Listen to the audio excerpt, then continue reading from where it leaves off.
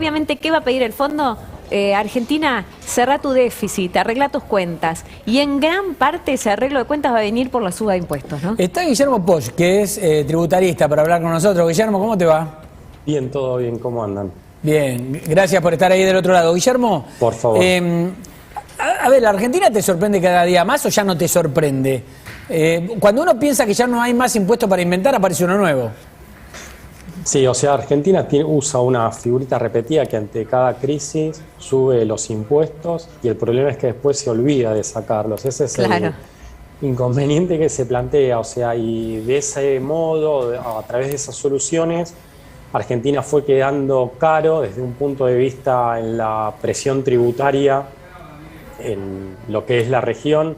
O sea, si vemos la placa que ustedes ahí están poniendo, hay muchos gravámenes, o sea, eso también hace complejo la liquidación o la tarea administrativa de las empresas y también para las personas. Pensemos que un monotributista parecería algo fácil, tiene su complejidad. Entonces, si ustedes dicen, bueno, mira, hay 43 impuestos nacionales, 39 impuestos provinciales, 85 municipales, y a cada uno le vas aplicando, ponerle alguno de ellos en cada nivel de gobierno, termina siendo una tarea compleja. Adicionado a una alta carga tributaria, en el cual hoy Argentina está en uno de los países más caros de la región. Un aspecto a tener en cuenta es el impuesto a las ganancias para las empresas, hoy está caro, estamos en un promedio para un medio de una empresa en un 38% cuando está distribuyendo dividendos, cuando vos en definitiva en otros países como en Chile tenés una tasa de un 35%, o en Uruguay tenés una tasa a lo sumo del 32% después de la distribución de dividendos. Ahí estamos viendo en la placa la presión tributaria por país, ¿no? Ahí en la presión tributaria, eso es cuánto recauda el país versus el PBI que tiene. Entonces ahí si nosotros vemos, fíjense que tal vez Brasil es un poco más caro, pero es una economía que tiene peso por sí misma, pero cuando lo comparás con otros países de la región, fíjate que nosotros estamos bastante más arriba que ellos. Chile es el 20%, que es la presión tributaria total, y nosotros estamos en un 28%. Claro, y en otro extremo está Paraguay con el 13,9%, eso explica a muchos argentinos en los últimos 2 años yéndose a hacer negocios a Paraguay, ¿no? Totalmente, o sea, y eso sucede, y eso a la gente o a los clientes de uno los preguntan, los clientes que uno tiene, y es una alternativa y tiene regímenes fáciles, o sea, de implementar en cuanto a la tributación, como que en definitiva están beneficiando las inversiones extranjeras, que es algo que para mí Argentina tendría que empezar a pensar y decir, bueno, ¿cómo puedo seducir al inversor extranjero desde el punto de vista de los impuestos para que vengan? Argentina tiene aspectos favorables, buenos recursos humanos, buenos recursos naturales, pero no hay que dejar de lado que también las empresas necesitan tener una rentabilidad. Guillermo, sí, mira, por favor, Fernando. Ahí tenemos cuáles son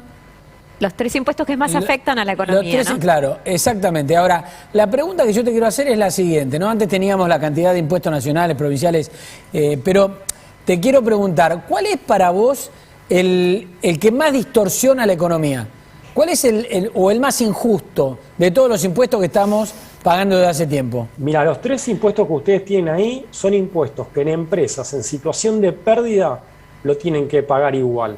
Claro. O sea, vos por un lado estás buscando que las operaciones se bancaricen y por otro lado les estás penalizando de que, en definitiva, cuando hiciste una transferencia bancaria estás pagando impuestos. Claro. Entonces, estás hablando ahí del impuesto al cheque, ¿no? Que cuando uno deposita un cheque o entra y sale de alguna manera con efectivo en el sistema financiero, le cobran el impuesto al cheque. En cambio, si uno se mueve en efectivo por fuera del sistema, evita ese impuesto, que hoy es ¿de cuánto? Del 1,20 entre la entrada y la salida del dinero en líneas generales. O sea, entonces ahí hay que decir, bueno, hay un mensaje contradictorio. Yo quiero que la gente esté bancarizada, pero le cobro impuestos. Entonces tendría que ser al revés. Si vos no estás bancarizado, te cobro un impuesto. Cuando estás bancarizado, que en definitiva bancarizar es tener el track record de toda la transacción y en definitiva le terminás cobrando impuestos, es decir, no te cobro. Tendría que ser a la inversa, movés efectivo, te cobro un impuesto. Si lo bancarizás, no tenés gravamen.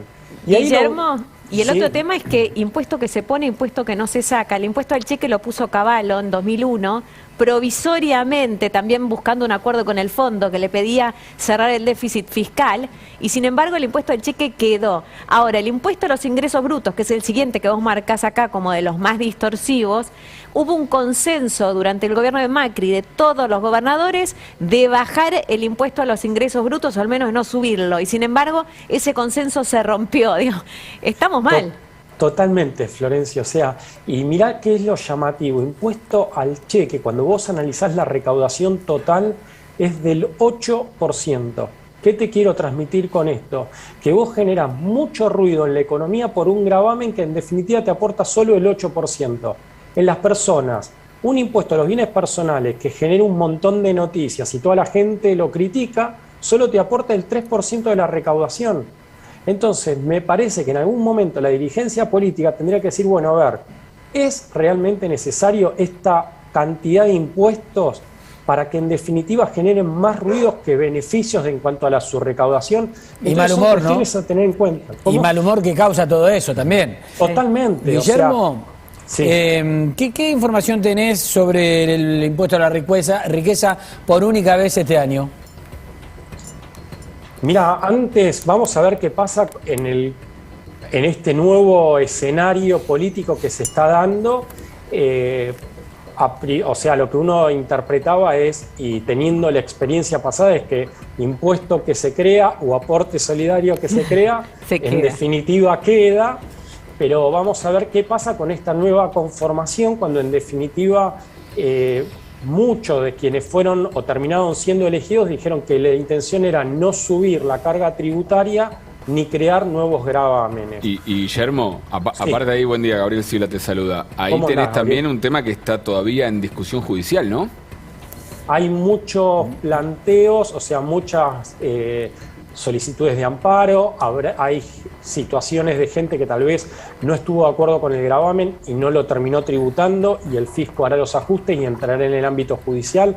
Se dan varias situaciones desde un punto de vista de qué es lo que está pasando en cuanto al aporte solidario. Entiendo que tal vez este año, saliendo de la pandemia, no haga falta en cuanto a la recaudación, y no sé si en definitiva la nueva conformación del Congreso lo va a terminar aceptando. No, eso habrá que ver qué es lo que sucede en estos próximos días. O sea, bien, veremos cómo evoluciona. Guillermo, te mandamos un abrazo y gracias. Muchas gracias y a disposición, como siempre. Hasta luego, Guillermo Poch.